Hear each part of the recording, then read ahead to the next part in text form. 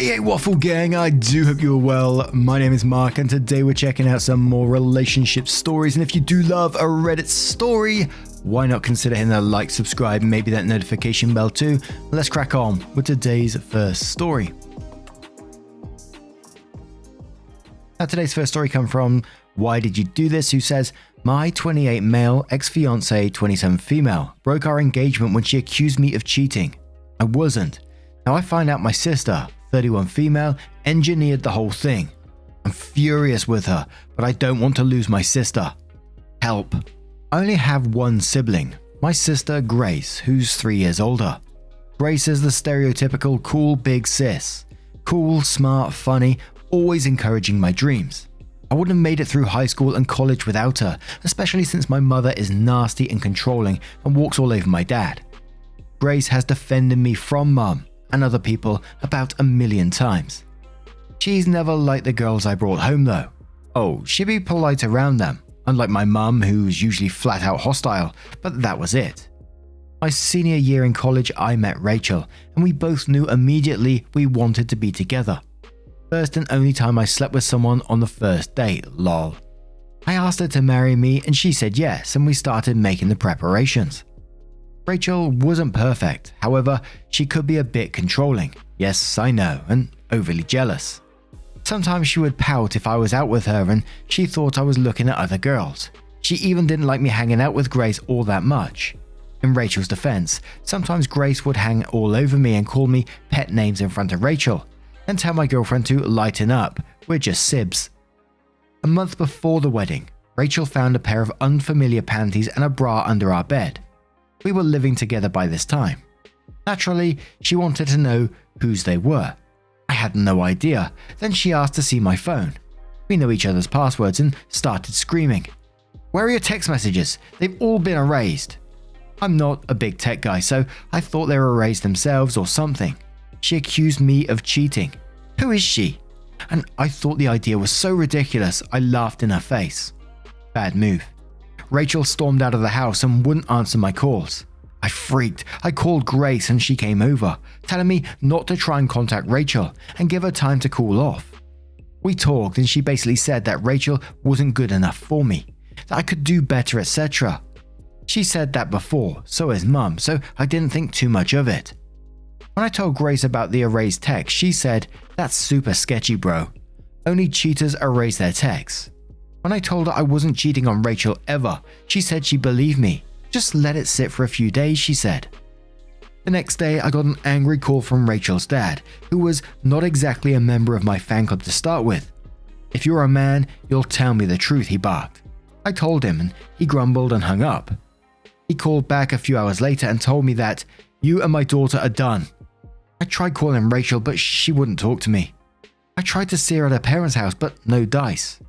Suddenly, my fiancée, the woman I was going to spend the rest of my life with, was gone. Just like she had died. When I finally realized it was really over, I had to unmake all the wedding arrangements. Rachel and I were paying for it ourselves. I got maybe half of my money back. Bad. Through it all, Grace was my rock, pushing me to go on with my life, kicking my butt when it needed it, just being there for me. I thank God I had such a wonderful sibling. Her love and strength took a lot, but not all of the pain and shittiness away. Also, alcohol helped. Now, Grace and I were out at the bar and she was pretty toasted. She talked about her favorite topic, why all men suck, except me.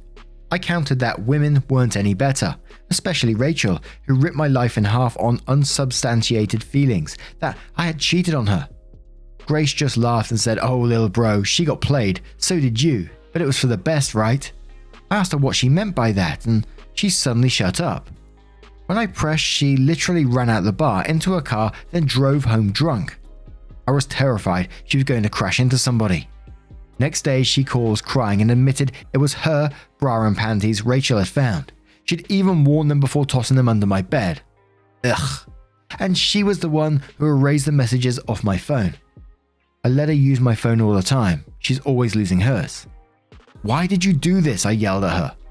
First she said she meant it as a joke, but then admitted she was trying to break Rachel and me up. She was trash. She never respected you. I'm your sister. I love you. I know what's best for you. I remember just dropping the phone and curling up in a ball, sobbing. I can't believe my own family would do this to me. I got very, very drunk. I haven't talked to Grace since then. I can't focus or work or even play video games. I'm a fucking zombie. I can't talk to Rachel. She's married and has a kid now. Would have been my kid. I talked to my parents and my mum took Rachel's side, of course, and my dad says he doesn't want to take sides. Thank you, Mr. Jellyfish. I miss my sister. She's all I got, but I hate her. Man, fuck people. Fuck my family. What do I do?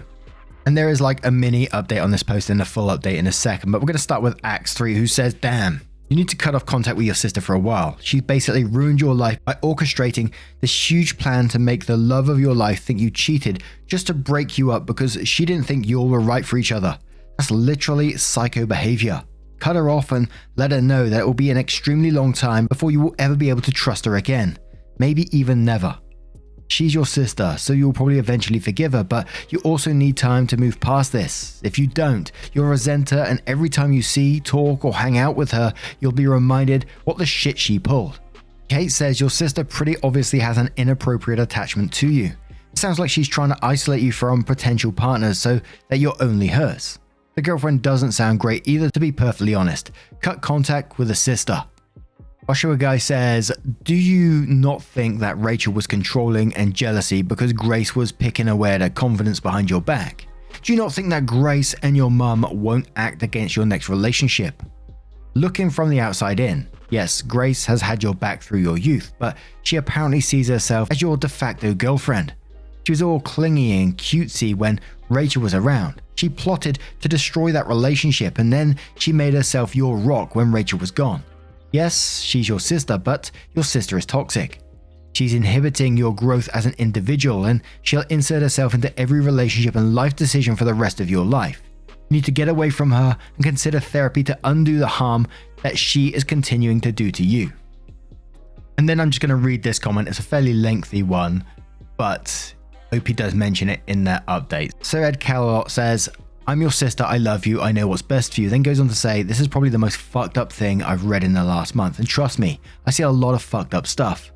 Put simply, this is possessive and abusive and disrespectful and totally manipulative. It is an action that shows your sister does not respect your right to make your own decisions and thinks it's okay for her to screw up parts of your life that she doesn't like. That is a betrayal of the worst kind, a knife in the back. I really, really hate to say this, but you do not have your sister.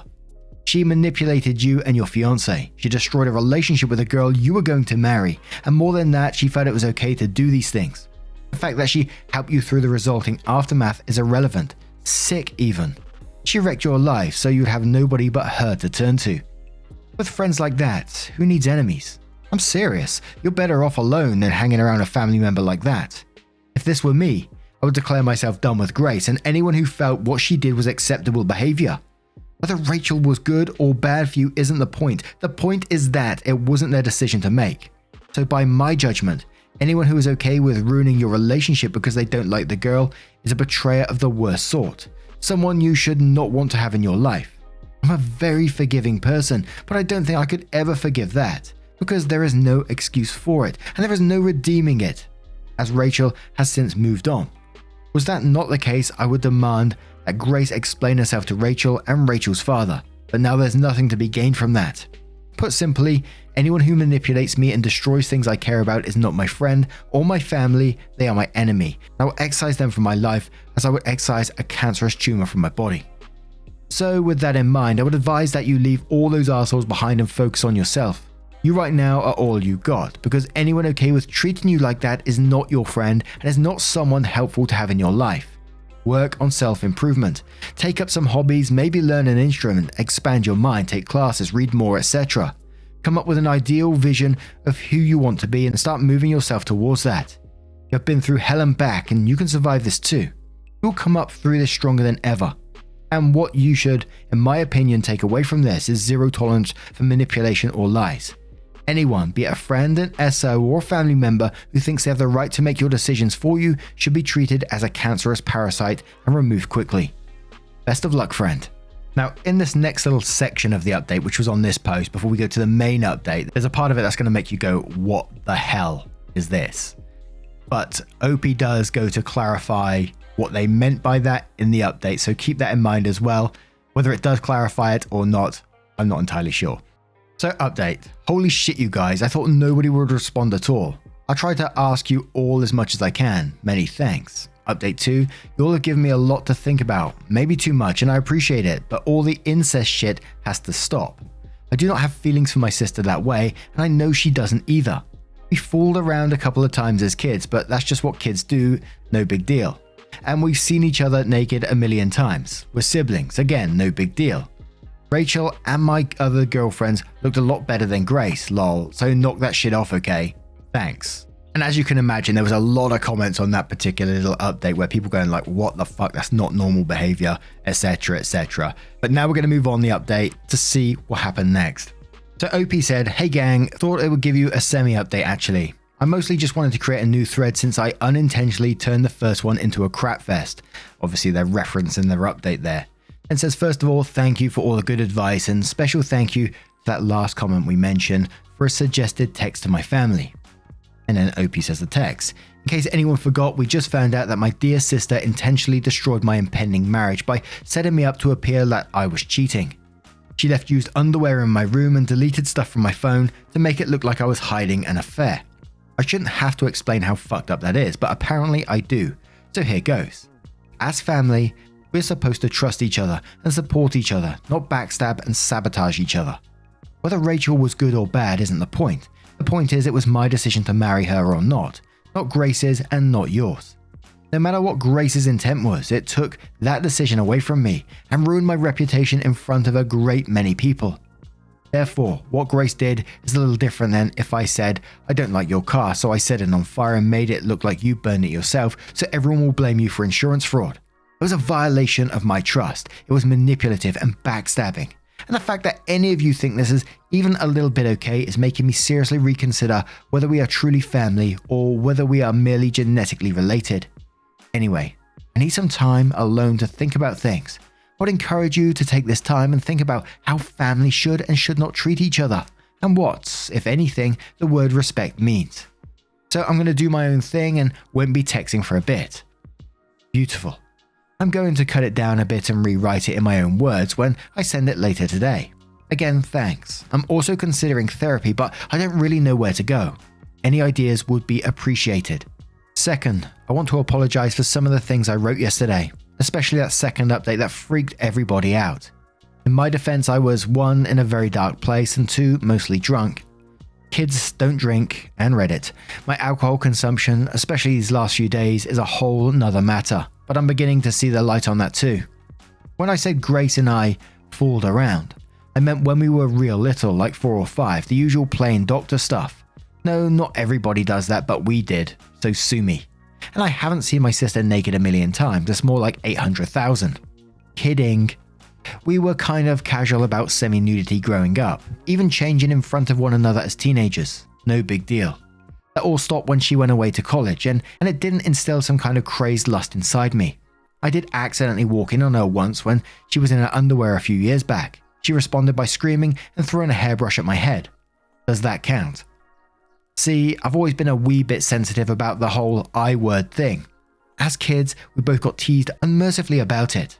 Hey, a brother and sister are close, they must be doing it right.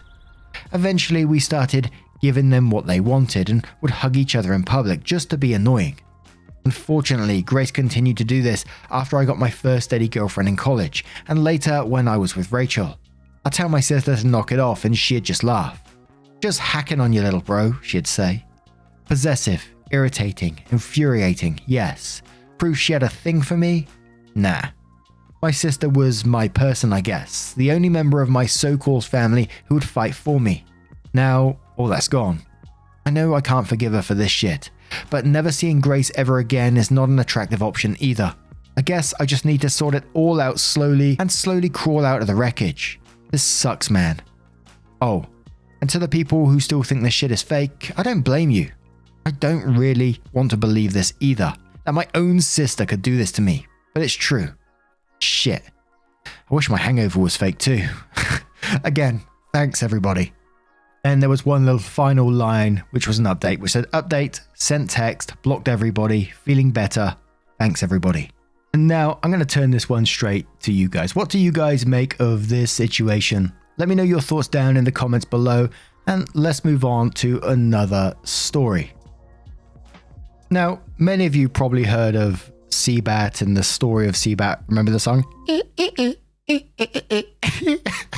Sometimes I just walk around the house now doing like the thrusting. It's so wrong.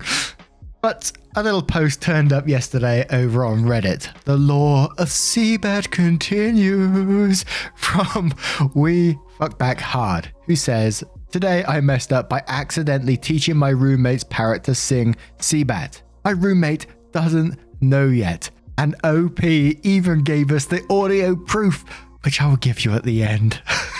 So it starts off, I am so dead. My roommate is out of town camping until the end of the weekend, and he's going to kill me when he finds out. Okay, so we all know the story with CBAT. No need to go into that. My roommate is out of town for a week, and I have the whole apartment to myself. 4 days ago, I, 29 male, asked my girlfriend, 29 female, if she would like to enjoy some delicious fun time while blasting CBAT. Her and I are both super weird, and are open to doing this kind of dumb stuff.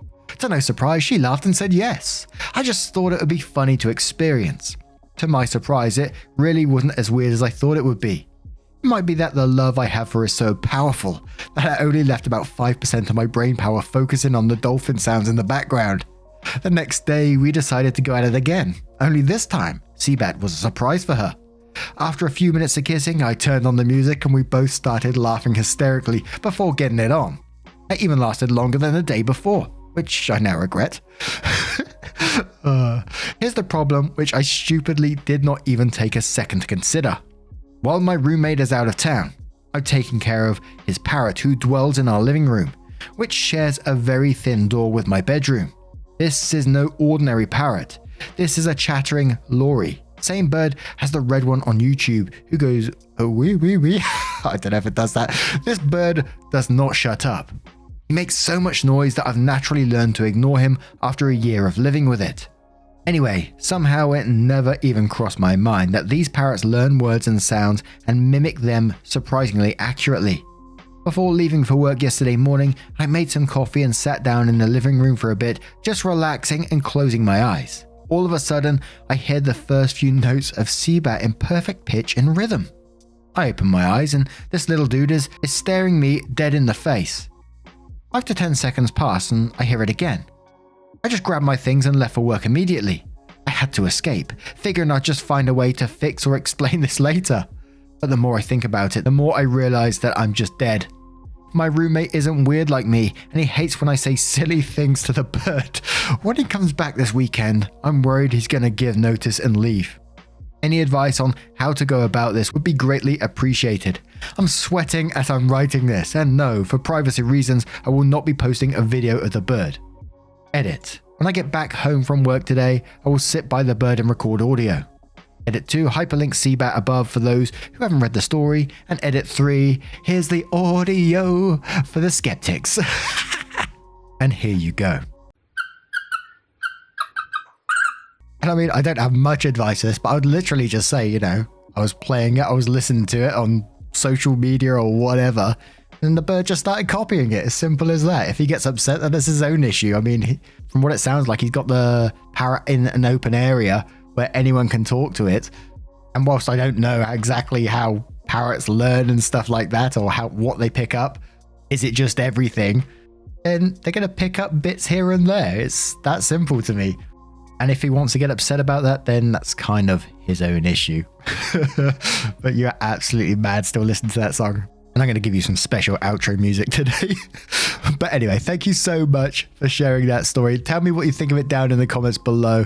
And just a huge thank you for spending your time with me today. And hopefully I will see you in the next one. Here we go.